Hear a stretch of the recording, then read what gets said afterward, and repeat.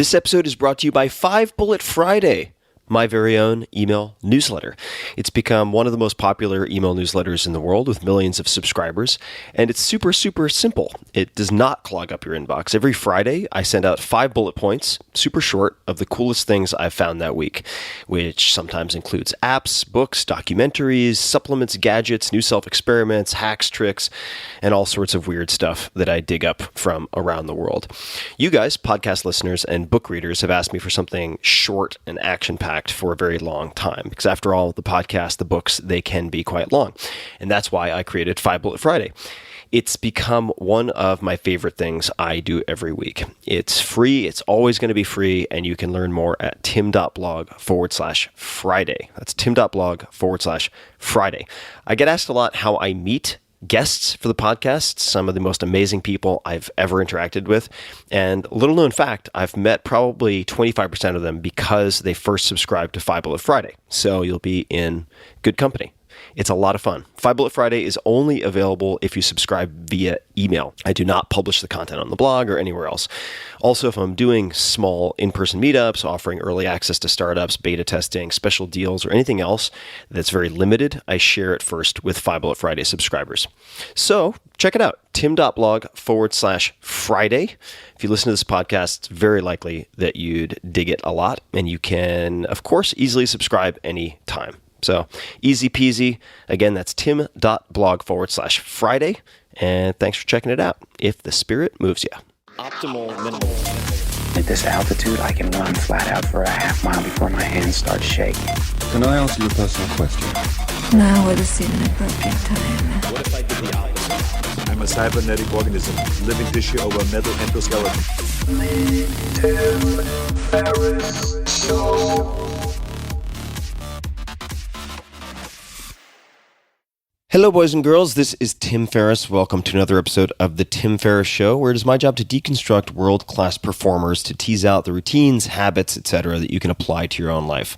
You will get plenty of all of that in this special episode, which features an interview from my 2017 TV show, Fearless. The less is in parentheses because the objective is to teach you to fear less, not to be fearless.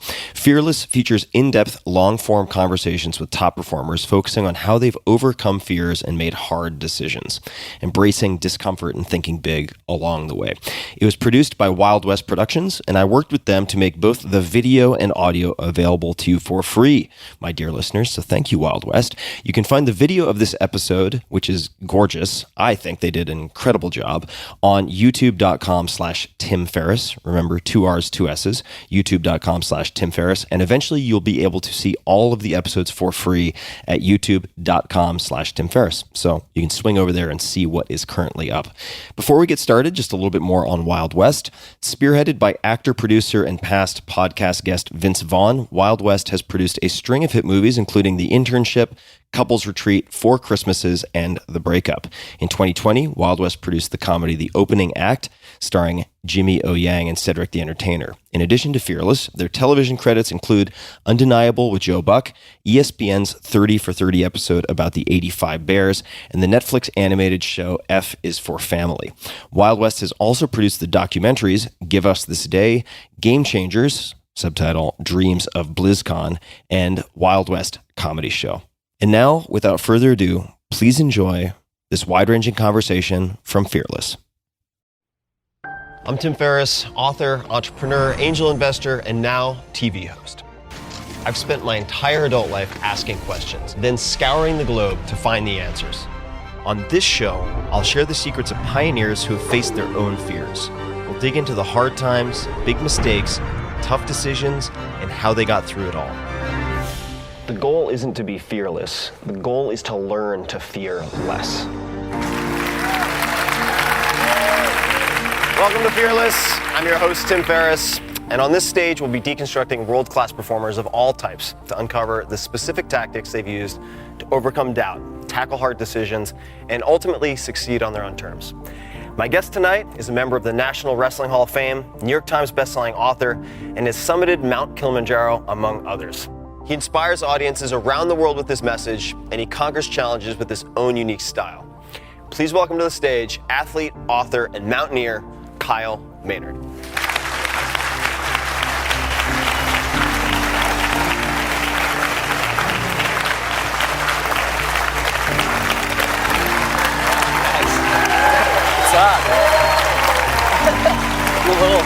around the world. What's up, everybody? How's it going? Boom.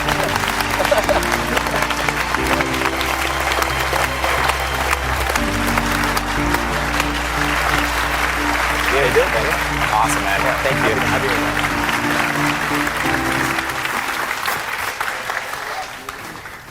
All right. You guys ready to get the show started? All right.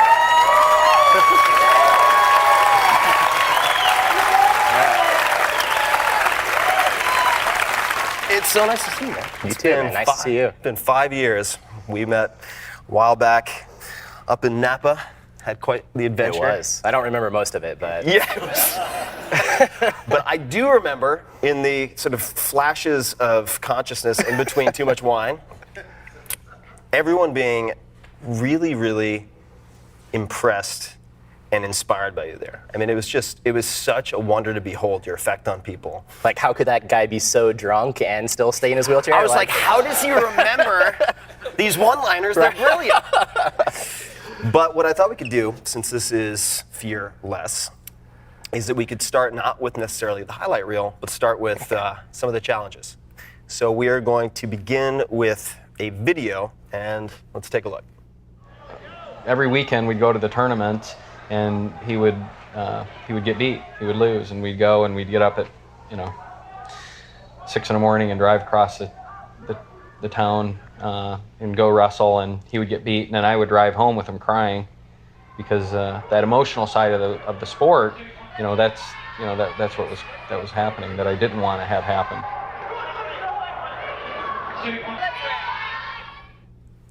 All right. Tell us about your first wrestling season. Then we're going to back into all the rest. But as a former wrestler, I like talking about wrestling. So let's start there. Oh yeah, we could geek out on that.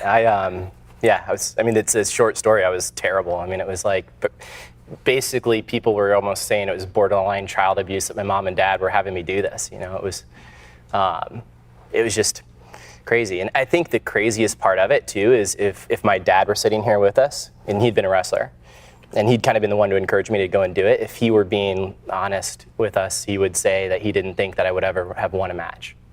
What was your record like the first season? I lost every match that first season and halfway through my second season, so I still hadn't won a match. What was your last season like? So senior year of high school, had won 36 varsity matches, beat the state champ from Alabama, Louisiana, went to the Nationals, and placed one match from being a high school All-American. So, all right. So. It was tremendous. And we are going to dig into a lot of the wrinkles of that. So I don't want to jump too far ahead, but can you explain for people what congenital amputation is?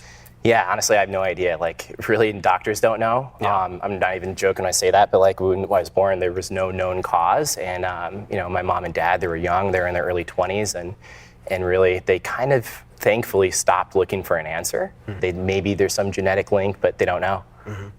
Where did you grow up? What was your childhood? How would you describe your childhood? And in the early days. So I was born at Walter Reed Army Medical. So it's where so many of our veterans that have gone through an amputation have come back to do the rehabilitation, which is crazy. There was no other reason. They had no idea that I was going to be born an amputee. No idea at all. The ultrasounds appeared normal. So it was a big surprise at first. And I say my mom and dad kind of pulled the ultimate, my mom especially, just like this Jedi mind trick where it was like, you're not disabled. And I'm like, cool, I'm not disabled. It was like this kind of attitude of normalcy. Yeah. And I think that they saw that if they saw me as normal, then I would see myself that way. Mm-hmm. Yeah, I mean, I think we'll talk a lot more about this, but I mean, you definitely, child or adult, you sort of conform to the expectations of the people around you, right? So if your parents are presenting you with that image of yourself, then it makes sense. Sometimes too, I mean, this is like a small thing, but it's really not. Like I hear parents that are like, oh, my kid's bad at math. I'm like, what? Like, he's not, maybe, whatever. He might be lazy. That might be true, but if they say that, like, my kid's lazy or my kid's bad at math or something like that, they don't realize how they're actually, like, I think in a lot of ways, like, they're creating that, right? How they go and see their kids are going to be how the kids see themselves. Totally. Yeah, self-fulfilling prophecy. Yeah, but my mom, I mean, she was the coolest with this, where it was like, she wanted me to have friends in the neighborhood, and she knew that the socialization aspects of things were going to be the most critical to my development, and like, So she'd be out like, corralling other kids to play like neighborhood street hockey games. And, she was working as like a temp secretary, and my dad was in college at the time. They didn't have money, but they would buy like the Super Nintendo. So like, the newest gaming system. So they'd have friends come over and want to play. Cool. How did you, for instance, just things that I think many people in this audience, probably all of us, take for granted, like how did you learn to eat, for instance? Yeah, it was, so that was an example of where my mom wanted to help. She wanted to go and do it for me. My dad, he knew that, there was going to come a time to, that I wanted to go and do, I would want to be able to go and do that on my own, right? And so I used to use a prosthetic spoon, and a lot of times we would forget it and leave it at home, and I'd be dependent on my mom or my grandma to feed me. And, he kind of brought up the point, and I kind of say this like jokingly now, but it's true, right? Like if you imagine like senior prom date or something like that, I'm not going to want like my mom or grandma hanging out behind me like, oh, here's a bite, Kyle, like, oh, cool. It's kind of like he got the bigger picture of the fact that like, the world was not tailored for someone that was born like me. So then I'd have to be able to adapt to go and figure it out. What was the process like?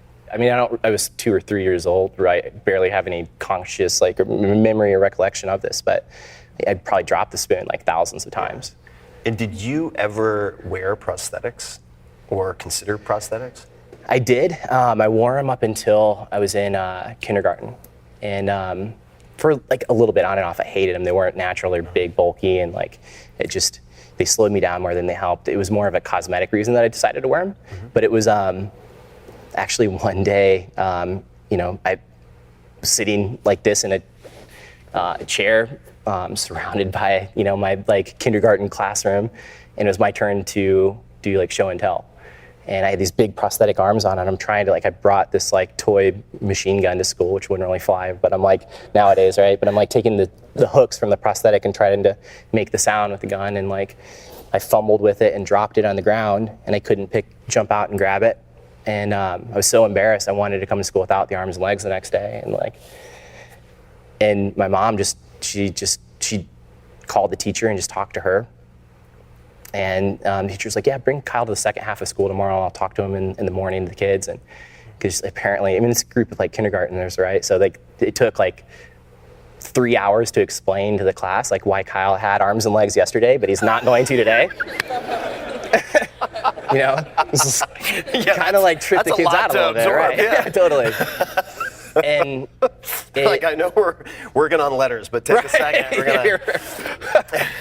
But the kids, at the end of the day, they told the teacher, they said that they liked me better like that. Mm-hmm. And because I got to jump around, I got to go and play with them and all that. And that was the last time I ever wore them. When you were growing up, what were you most afraid of? What intimidated you the most, or what was harder than you thought it would be? Definitely girls. Girls. Yeah, 100%. Yeah. Yeah. That seems pretty common. Yeah, for anybody, right? But yeah, for anybody. But how did you contend with that? I was it was actually, it's a lot of probably at 10 years old and started to become like attracted to girls and stuff. It was like, that was a lot of probably the questioning of like, what is the rest of my life going to go and look like? That was a big part of it. I know, it's like with anybody with any type of like physical difference, it's a big thing. It's like, am I going to be able to find or seek companionship or all that, right? Yeah.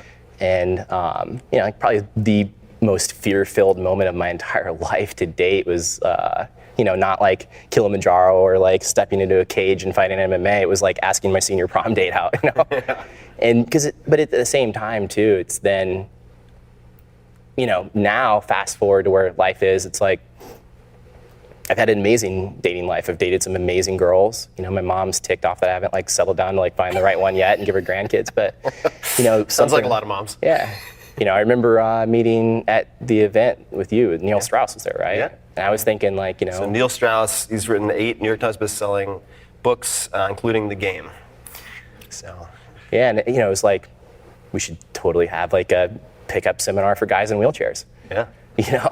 Well, I was going to wait until a little bit later to ask this. But let's say if you meet a vet who's newly an amputee and they have some of these concerns, right? What's the rest of my life going to look like? Am I going to have companionship?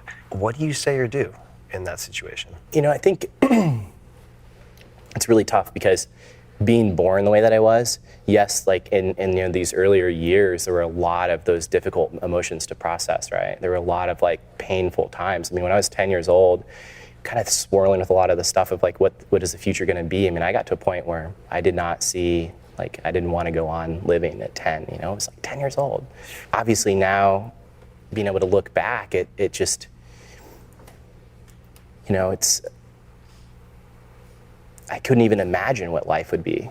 And I want them, you know, for someone that, if they were a veteran or if they went through some type of accident or injury, to be able to see that hope and that future, right? But at the same time, have to go and realize that right then, for them in that moment, it's way hard, and it's 1,000 times harder, in my opinion, to go through. And you know, if you live 20 or 30 or 40 years with arms and legs, and then you lose them, your brain and all of its neurology, right, it's hardwired to, like, when, you know, they go to pick up the coffee cup, they go to pick it up with their hand, right?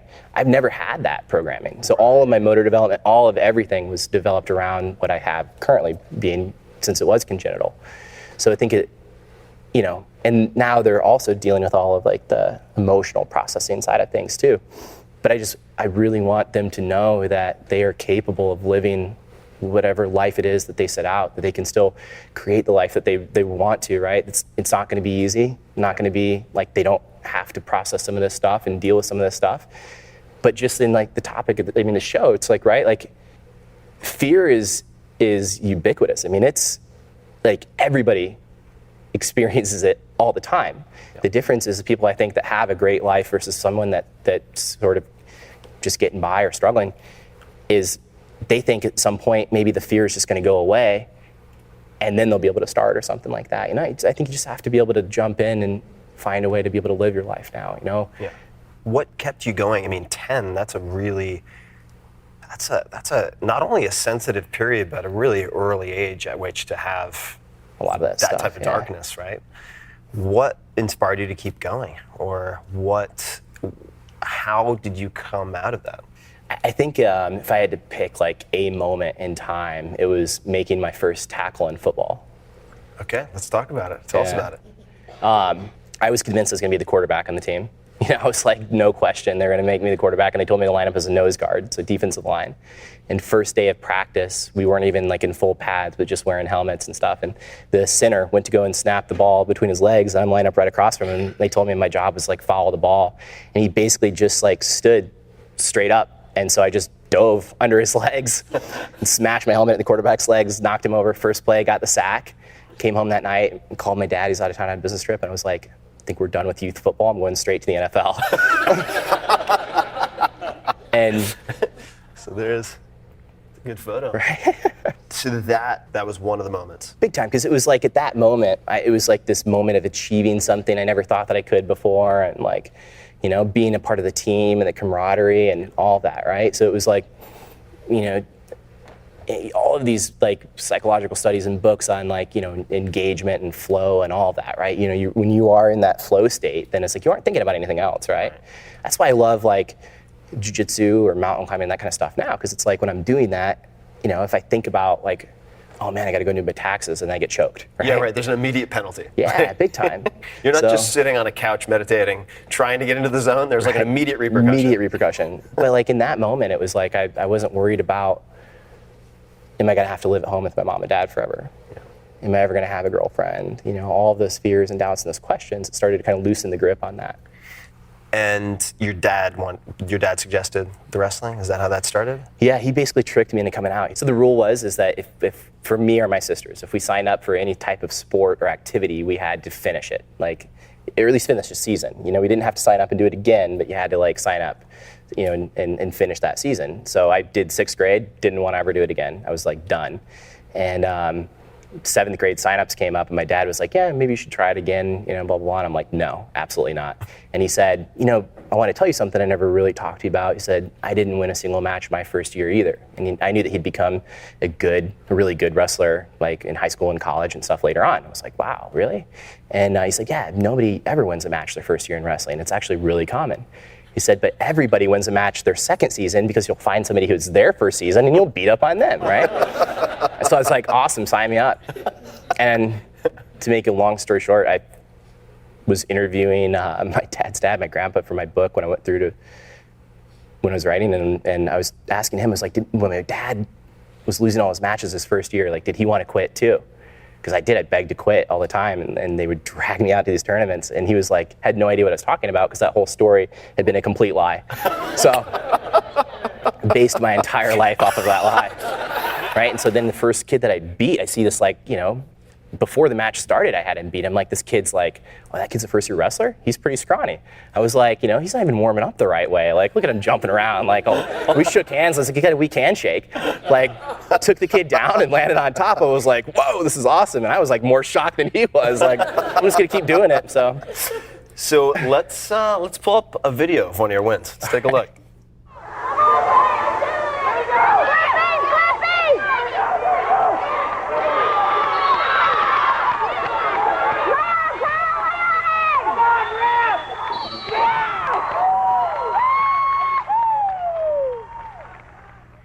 So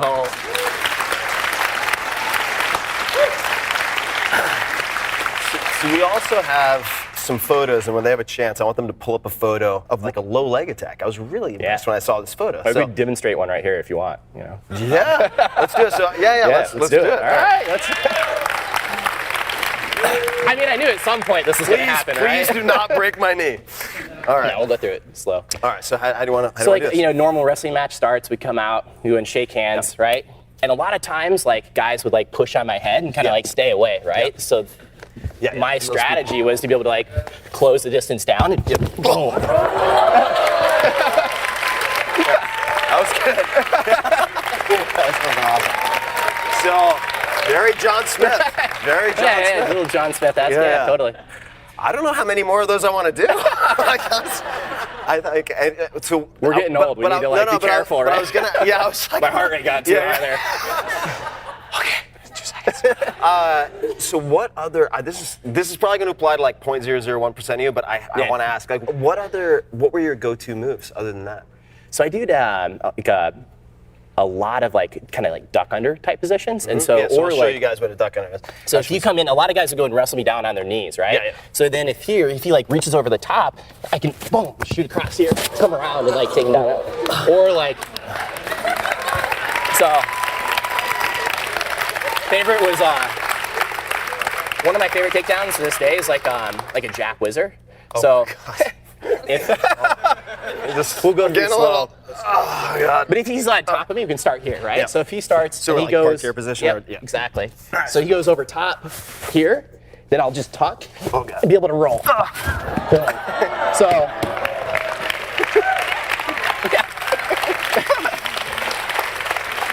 All right, I think it's time for water. All right, we definitely the biggest go-to. I don't think it's a good idea to demonstrate. What was this? But my biggest go-to technique was called the jawbreaker. But you know, basically would take someone's jawline like that and use like kind of a front headlock position and just crank on the jaw until they just turned over on their back. Boom, pin me. So that was the jawbreaker. Oh my God! I'm really glad we did a little demo. You don't wrestle with all your guests? Is that No, this is new. Okay. I mean, maybe I should. Glad I could be your first. I'm not going to pick you, yeah. No, of all the people I'm going to pick. So you were inducted into the National Wrestling Hall of Fame. That's a big deal. That's a big deal. I mean, my heroes are in that Hall of Fame. Totally, mine too. How did that feel? How did that happen? It was, I mean, in contrast to how bad I was when it started, it was really just a cool moment to be able to kind of like reflect and look back and see, you know, how how far we gotten to come. I mean, it was really pretty wild. There was a big argument in when I was competing in wrestling and jiu-jitsu as to whether or not I was unfairly advantaged. You know, which is an interesting juxtaposition of like kind of like how bad I was, like I talked about when I first started, to then, you know, later people were saying, yeah, he's unfairly advantaged because I was competing against, you know, in high school, I weighed 103 pounds and, you know, many moons ago, and, you know, I'm going up against these 103-pound kids and weren't huge kids, right? And I had a bigger upper torso than the kids I was going up against. And, you know, some of the probably some of the similar people that were saying that like, oh man, this is like child abuse that his parents are making him doing this, are now saying like, he's got an unfair advantage over Wait the a kid. second, you just pinned my son. Yeah, exactly. I changed my mind. And it happened quick. It was really interesting. It was, but to me, I think in a lot of ways, I think that with the wrestling and all that in particular, it was a cultivated advantage. And I'm all about, you're all about those like, advantages that you cultivate, give you an edge. What was the most valuable thing that you took from that whole experience? It wasn't until pretty recently, within the last 2 or so years of doing some like deeper self-reflection, that I realized I could kind of summarize my biggest fear was being seen as helpless. And you can imagine like, as a kid, of course, like it was just like, if other kids were laughing or joking or making fun of me, I would want to like prove to them that I wasn't helpless. So wrestling, mountain climbing, those are sports that, have a little bit of a bent of like, I'm going to show you that I'm not helpless, right? And so, but I think that now in acknowledging that, I'm so grateful for that too, but I don't have to be driven by that.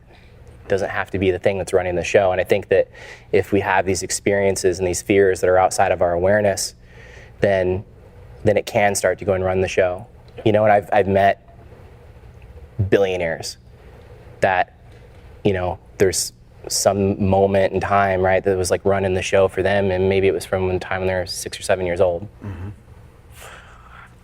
I heard someone ask an ultra runner once, they said, well, what are you running from? And it's that switch, not everyone makes it, going from running away from something to running towards something. Yep. How did you develop that awareness so that you could use it as a tool, maybe, when you choose, but not to have it use you? Like, how did you develop that awareness? I think that one of the competitive advantages that I have is that like the disability from a physical side, it got me to ask some bigger philosophical questions at a younger age, and I know that it just, that kind of started to generate some just questioning, deeper questioning of like, what is this about? What is this experience about? What is this life about? What am I, why did this happen? What is the larger context here? Like all of these sort of things. And then like, what did people thousands of years ago think about this? And even before that, I think that we're all sort of in this inquiry in some level, but then we kind of, we get stuck in our day to day and whatever. The physical disability, I think sometimes is like it's a little bit of an access in that. It kind of forces you to, maybe for some kids to kind of look at some of those things at a younger age. For me, I could summarize it in a recurring dream that I had. It wasn't until 2 years ago that I had an experience of like remembering this dream, and when I remembered it, like I just started crying, and I could see all of my successes and all of my failures, and it was just like it was like these buildings that I built just come crumbling down. And the dream was, I was in the back seat of my dad's car, and he had this e-brake that he would go and pull. So like you'd push it with your thumb and he'd pull it up. Yep.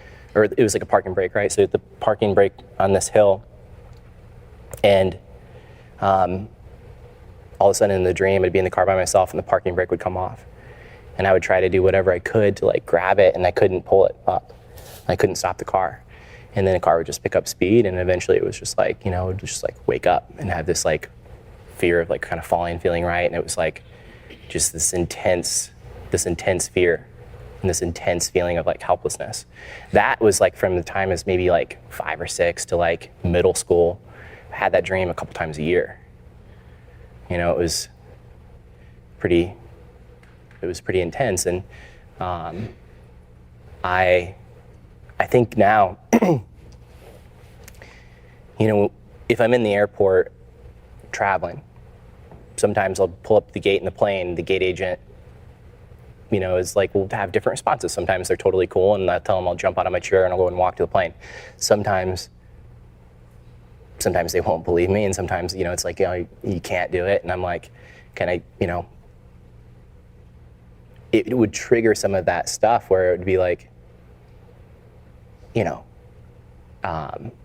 like some of those like helpless feelings. And I'd have this thought that would be there of like, man, like, you don't have any idea of like the places that I've been, like you probably couldn't go, right? You probably couldn't be able to climb Aconcagua or something like that, And I'm like, I have that thought and I'm like, oh man, it's a stupid thought. Because I think if you have awareness of something, it's like pops up into my head and I'm like, well, that's just my own fear. That's my own insecurity, and then it can go away. But if it's just behind the scenes running the show, it's like, I think a lot of us, human beings, we're wired that for whatever reason, we kind of make these decisions up about ourselves. I think also human beings, just evolutionarily speaking, we're wired for survival, not for happiness. It's not what your genes are optimized for necessarily, right? So it's something you have to, at least something I have to work on. It's like I can go dark really fast for whatever reason. It's just it's been a trend. Yeah.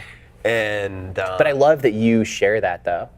You're real, and I want people to know. For me, I've had periods of time of feeling like a fraud in front of groups of people. Where I'm like, man, like I'm really struggling with X, Y, or Z. How do I have any right to go and tell anybody here anything? But then now, and I'm sure you've maybe had similar experiences, but like I've gotten to be around enough people where I can see that it's almost the people that don't share that those are the ones that I'm like, ugh, I want to stay away from, because it's like they don't acknowledge that, like, because it's everybody, we all have that stuff, right? We all do. Let's pull up a video of you doing some speaking. I would say my purpose in life, at least from my perspective, would be to help show other people their purpose. That other people and what they think is totally irrelevant. That for me, inside my heart, this is what I'm capable of doing. This is what I deserve. They're thinking about, if I were in your shoes and I were running your business, I could not do it. That is a lie. You decide. You decide what you're capable of and believe and deserve.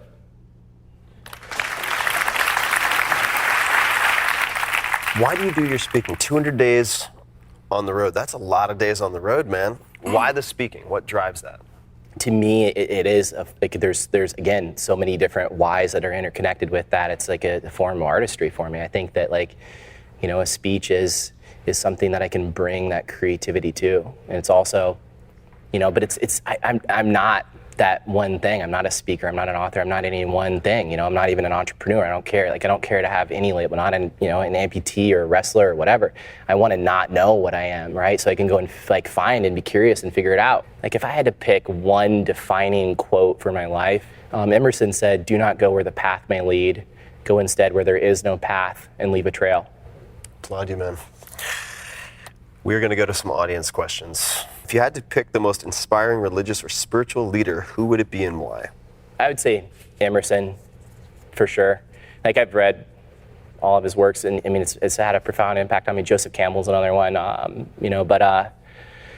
yeah, I'm just constantly, like, I geek out on that stuff hard. The thing I'm obsessed with currently is the Upanishads, and so, it's just like thousands of years old, a lot of these ideas, right? When we kind of like to go and put different wrappers on things and think that we've got, different smart ways to figure stuff out. But it's really just like, it's this knowledge of life, and this inquiry is like so old, and it cracks me up now. I'm also a big fan of, like, Martin Seligman and positive psychology and Albert Bandura, and the sort of the research side of things, but it, like, cracks me up. And I told you, did an interview with Mark Devine today, and Navy SEAL commander, and we were just joking that, like, researchers will be like, new headline, smiling makes you happier. It's like, wow. Thanks, that's where my tax dollars are going. Right. Sweet. It's like, this was probably, it was like 10,000 years ago, right? Yeah. Somebody had, hey, smile and you'll feel better. Put two and two together.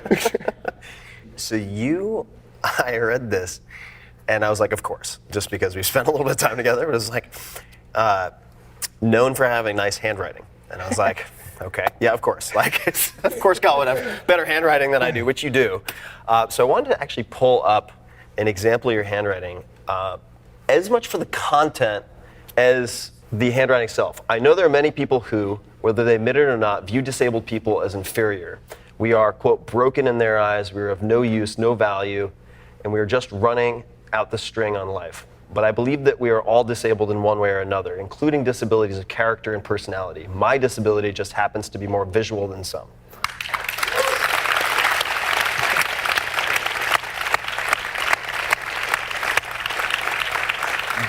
This really, when I read that, it really impacted me because it's true. I mean, that sounds maybe a simplistic way to put it, but it's really profound, right? You have people walking around with, everybody has their own wounds. They're all battling their own demons. And I remember I was really bent out of shape about some personal flaw or weakness. And I think it was like an aunt. I think it had too much to drink. And she said, don't worry, people are like Swiss cheese. And I was like, what?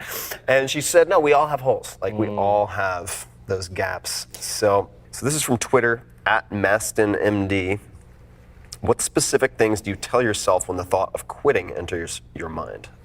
I think a lot of it is I try to examine just like, what is that coming from, right? Because sometimes I think that, and this is one of the things that's kind of changed and shift, right? I used to talk about like, oh, never ever give up. Now I'm like, giving up is super important, and you should give up a lot of things a lot quicker. A job that you hate, a relationship that sucks, like give it up immediately, right? Like.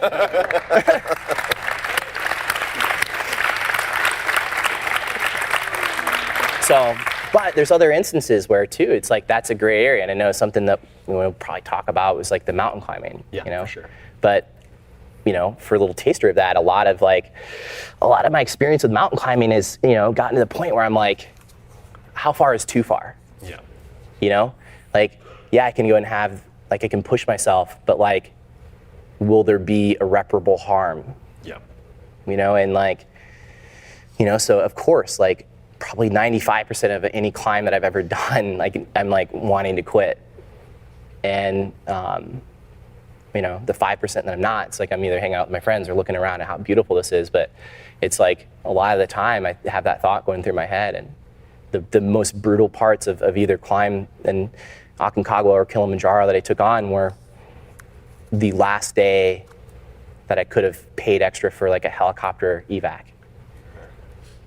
And I realized it was like, because I had that option and that choice to get that evac, it made things like the suffering way worse. So I want to pull up a photo of you. I believe it might be in your gym, could be elsewhere, but working out on rings. So it looks like you're having a pretty pleasant afternoon. Pretty good time. Yeah. What role has building physical strength played in overcoming mental, emotional, and social challenges for you? I think that easily that the physical is the easiest and first access to, I think just to like gaining some type of like inner awareness. I mean, it's just that like as a baseline is an awesome place to start. But I think it just doesn't stop there. I think sometimes if you have people that they aren't able to really contextualize what they're doing and see how the physical can map into everything, right? It's kind of all the same stuff. So the same lessons you're going to go and learn there, the things that are going to go and help you in business, the same things are going to help you in your relationships or your passions and all that. It's just realizing that it's kind of all the same and nothing happens quick. Yeah. So it does take a lot of time and frankly, a lot of suffering and a lot of failure and a lot of like stuff that nobody really wants to like do. It's like more of like, I want to take this pill and get this effect. I want to go and have this thing, I mean, I love a lot of like the biohacking stuff, but I feel like kind of like the thing that we go and do by cheapening the process is like we skip a lot of steps along the way. I think a lot of people forget that they're supplements for a reason. Yeah, totally. It's not primary. And just to underscore something that you mentioned, or looking at it maybe a slightly different way, but this is how I've thought about it a lot, is like when I'm in dark periods, the most fruitless thing that I can do personally, I'm not saying this applies to everybody, but is to try to think my way out of it. And so people say mind over matter. I think you can also go the other direction. I think you can have matter over mind. And using your kinesthetic body, rather than viewing things through this lens of like, it's like Cartesian duality of mind and body. Like your brain's an organ. Like that stuff is completely intertwined. Big time. Using the physical as a way to develop mastery over the mental has always been my default when I'm feeling It's a good place to go. I mean, it's because it's like that immediate sort of access. Yeah, I mean, go to the pain cave, man. Right? Figure stuff out like real quick. But to that point too, something just popped in my head. I had an amazing meeting a couple weeks ago. Got to have a meeting with the Secretary of the Army at the Pentagon and talk to him about some of these veteran issues and why is it that 22 veterans a day are committing suicide. You know, and it's staggering. I want to know, like, what are they doing about that? But the one of the things that he said really stood out. I think is helpful in this sense. He said, whenever he gets to that place of being really stuck, he knows that one of two things like are happening, probably both. But one, he's trying to do it all by himself, and the other is he's just not asking for help. What advice would you give to someone who has the tendency, and I do quite frankly, to isolate myself? It's like the worst instinct. So I'm like, let me just sit down and figure this out on my own. And it's just like, how many times do I have to do this before I learn my lesson? But what advice would you give to someone who has a tendency to do that? That's me. Yeah. I totally would agree. I'm the same way, but it's really like, lately I've been like, nah, screw that. You know, it's like I want to, like, really, like, what's running the show there? Yeah. I think is a big part of it. Is it my own like ego? Is it my own sense of like I can't go and like have support or help from other people? Like, you know, I need to go and do it on my own, or no one's going to go and do it as good as me, or whatever those kind of stories are. It's like it's all BS, and like it's just, if it's made up in my head, that's just like I can go and unmake it up, right? I can go and surround myself with amazing people that are like way smarter than I am. You know, some of my like best friends and business partners like have the exact opposite strengths that I have. As soon as we partnered together, then it was like things just shot up through the roof, right? And you put the right people in the right places. Like that's the whole like special forces mentality. Like that one person inside of like an environment can go and change the whole landscape. And I think it's so true in business. The whole idea of kind of being like the solopreneur and grinding it on your own and like the late nights. It's like, yeah, that can be a good place to go and get started when you don't have a team and access to people, but even then it's kind of an excuse because you have a community of people that you could tap into, and your friends and family and other people like that are going to be willing to champion your cause. The one thing that's helped me quite a bit, you guys can check this out, the musician Amanda Palmer has a TED Talk on asking for help. And I remember watching it, and then I read her book, and I was like, yeah, dummy. Like, if you're suffering, call one of your friends who's already figured it out and ask them for help. It was just like such a kind of, in retrospect, hilarious epiphany for me. And it's always been really hard for me to do that. But it's in those deeper moments of suffering, I think it's the moment that's like the least thing, the last thing you want to do. Yeah. So you mentioned Emerson. What books have you gifted the most to other people, if any? Or if you were to gift books to other people? I take it as an article that I know that you've recommended a bunch that I have gifted to all my entrepreneur friends is 1,000 True Fans. 1,000 True Fans by Kevin Kelly. Yep. Oh yeah. And that's made a huge difference for me because I'm like, you know what? Frankly, it's like, you know, is my own ego like that like tells me like, oh, I need to have an audience the size of Tony Robbins or Tim Ferriss, right? It's like, no, necessarily. Like I need to really be able to communicate and tap into like who is my tribe. Yeah. And I, you know, in the process right now of like literally like I'm finally like balls out, I'm creating it. And like, you know, the wrapper that I want to go and use for that brand is the mountain movement.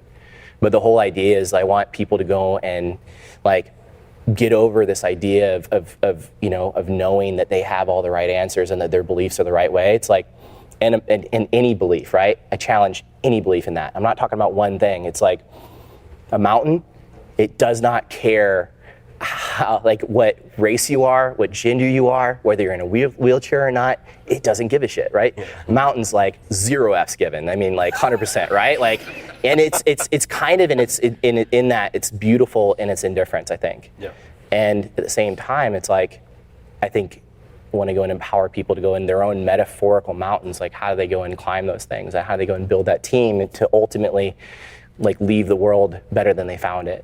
Like, it's because it's right now, it's insane, you know? I mean, like, just the polarity and all that stuff that we're experiencing and seeing, it's, I don't know, and I mean, I'm guilty of it too, right? We all have our assumptions and beliefs and judgments, and it's just like, it's impossible to see somebody else's perspective with that.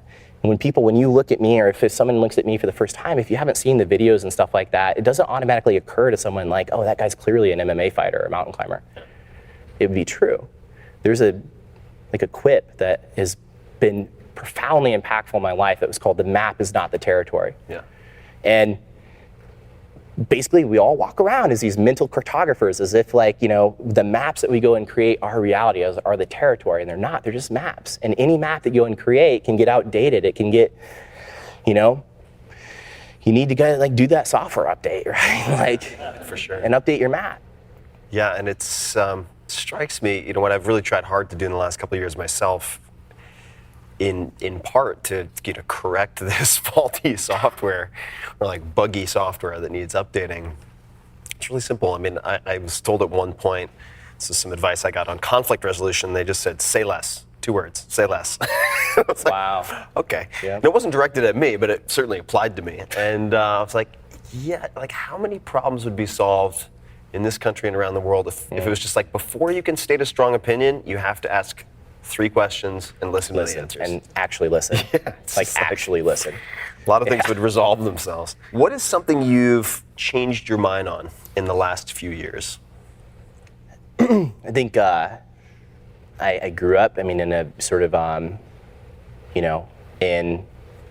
it's not even really something I've talked about at all publicly, but I grew up with, very sort of Baptist views and all that, right? And then, I went for several years privately, as a period of full-blown atheism, and it was it's kind of secretly harbored some, sort of degree of spirituality, and really it was after a trip to Thailand and sort of became interested in sort of Eastern thought and things like that I expanded that view to a lot more things, but then also too have come back to Christianity and seeing the beauty of the message that Christ taught.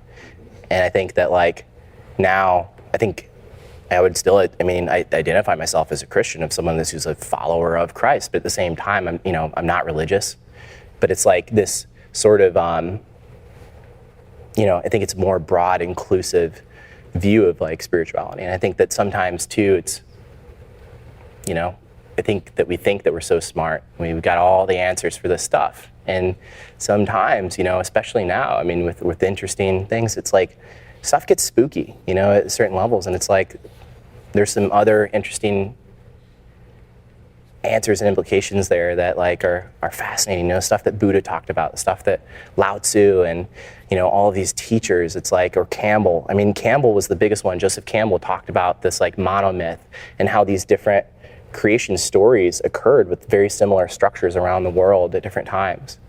And but as human beings, we get so, again, coming back to this idea, we get so locked into our beliefs that we'll start wars over these things. Yeah. And we will literally kill millions of people off of a lot of this stuff that we hold on to. And that's why I want to, bring this idea that really kind of not knowing, I think, is the better place to come from. The entirety of my life was not knowing, but we're going to figure it out. And, when I think to the best doctors I know and how they distinguish themselves, there's an expression. There are a lot of funny expressions in medicine that doctors have. So one is P equals MD, pass equals MD. So just wow. Any industry, just like any trade, you have people who are at the bottom of the class, people are at the top of the class. Yeah. So the people at the top of the class, I think, generally have another expression, which is, we know that 50% of what we think we know is wrong. We just don't know which 50%. So I think if more people walked around, I love that. keeping that in mind, wow, it would lead them to ask more questions as opposed to seek to antagonize, seek to prove themselves right. Yep. Right off the bat, right? So I want to talk about mountain climbing. How did, let's say, Kilimanjaro, how did that come into the picture? Total ADD. It's the best explanation I have for it. It was I did a CrossFit sectional workout. The first workout was a 1,000-meter row and then sprint up this 900-foot stone mountain and tore the skin up on my arms to get up there. And I was but I got to the top. It was an hour and 46 minutes. It was destroyed, but got there. I was wow, this is beautiful. My friend sitting there and we're talking and I told her I was I want to do Kilimanjaro. She was like, "You're freaking crazy. Like, you just tore the skin off your arms doing 900-foot Stone Mountain, and this Kilimanjaro is like 20 or 21 stone mountains stacked on top of each other." Yeah. And I was like, I don't know how we're gonna do it, but want to figure it out. So it was just a brutal beat down from the universe on every level after that to get to that point. Now, what did you do? All right, so you had this Stone Mountain, was it? Yeah. Took all the skin off of your arms and legs. So what was the gear? So with that, we used leather welding sleeves, and I was like, this will protect my arms, until I realized the leather welding sleeve was a lot tougher than my skin, and that's. So it was the leather that ripped it up. Yeah, but it was like, it wasn't the stone, but it was like, we tried bath towels and duct tape, and like, thankfully I've got, these amazing friends that were sitting and just duct taping stuff on my arms and my feet for hours, and like we tried, like oven mitts, like cooking oven mitts, and like several of them stacked up, and we tried football hip and knee pads, all these different things. We finally got smart and took a mountain bike tire and cut that into pieces, and then like wrapped it around and give some traction, and created this prototype shoe. So I used that to get up the mountain, and we didn't get the final gear set complete until 2.5 weeks before we left for the climb. What was driving it? That's a big commitment, right? And you presumably have other stuff going on. That takes a lot of focus. Big time. What did you hope to get out of it? The biggest driver there was for me personally, and it's hard to kind of understand unless you've spent a significant portion of your time and your life in a wheelchair. Okay. Because you don't necessarily realize how many places you can't get to in the wheelchair. In America, I think that like we have the greatest country in terms of that I've experienced in terms of accessibility. Part of it is because we think we're a fairly new country, right? But it's like in terms of the world. But there are many places that are off limits. Yeah. And that was, when my friends would go and run off into the woods, I couldn't go and follow them. And so when I was a kid, I wanted to, and I wanted to go and have a way to go and do it, unless I was like riding on a buddy's back, and we wouldn't get very far doing that. But it was like, that was my access into the woods for a long time, or in the mountains. And I wanted to go to nature. I wanted to experience it. I wanted to go and see these places that I read about in some, like poem or something. I'm like, the snows of Kilimanjaro, I want to see that. As the ever-present threat of deadly avalanches looms, scree and dust make movement difficult for Kyle. Spikes are attached so he can navigate the icy slope. And Kyle's will to succeed is clear. Nothing will stop him.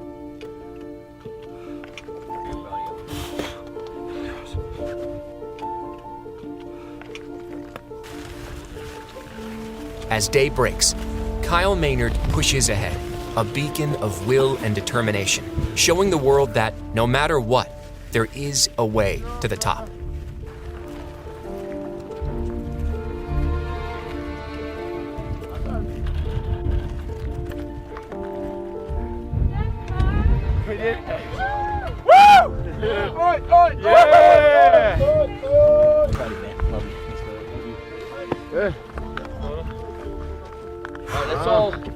Let's all gather around. We gotta grab all. Once he's reached the summit, Kyle Maynard's mission is complete, and he can pay tribute to the men and women who've inspired him, who choose to live life to the fullest because there are no excuses.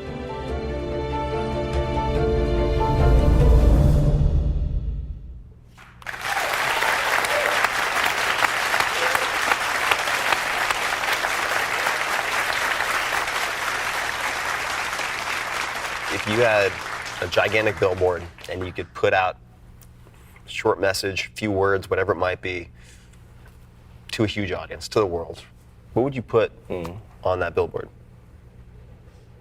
It's I think this time I'm gonna switch it up and go with that Campbell quote where he said, he was asked on like the purpose of life, and he said it's, and I think you could have a debate with this, but really I think there's some beauty of it where he said it's to follow your bliss, and that doors will open where there were previously only walls. If I'm attached to this idea of like, I have to be the speaker guy, then I don't necessarily get it. And that sometimes like maybe that could be the most empowering thing, to go and give up everything and go and and pursue a different path. And I respect people that are willing to go in to do that and completely recreate themselves. Well, I would just want to thank you, Kyle, for honestly showing everyone that they can do more than they think they're capable of doing. It's a huge gift to the world. Ladies and gentlemen, Kyle Maynard. Hey guys, this is Tim again. Just one more thing before you take off, and that is 5 Bullet Friday. Would you enjoy getting a short email from me every Friday that provides a little fun before the weekend? Between 1.5 and 2 million people subscribe to my free newsletter, my super short newsletter called 5 Bullet Friday. Easy to sign up, easy to cancel. It is basically a half page that I send out every Friday to share the coolest things I've found or discovered or have started exploring over that week. It's kind of like my diary of cool things. It often includes articles I'm reading, books I'm reading, albums perhaps, gadgets, gizmos, all sorts of tech tricks and so on that get sent to me by my friends, including a lot of podcast guests. And these strange esoteric things end up in my field, and then I test them, and then I share them with you. So if that sounds fun, again, it's very short, a little tiny bite of goodness before you head off for the weekend, something to think about. If you'd like to try it out, just go to tim.blog/Friday. Type that into your browser, tim.blog/Friday. Drop in your email, and you'll get the very next one. Thanks for listening.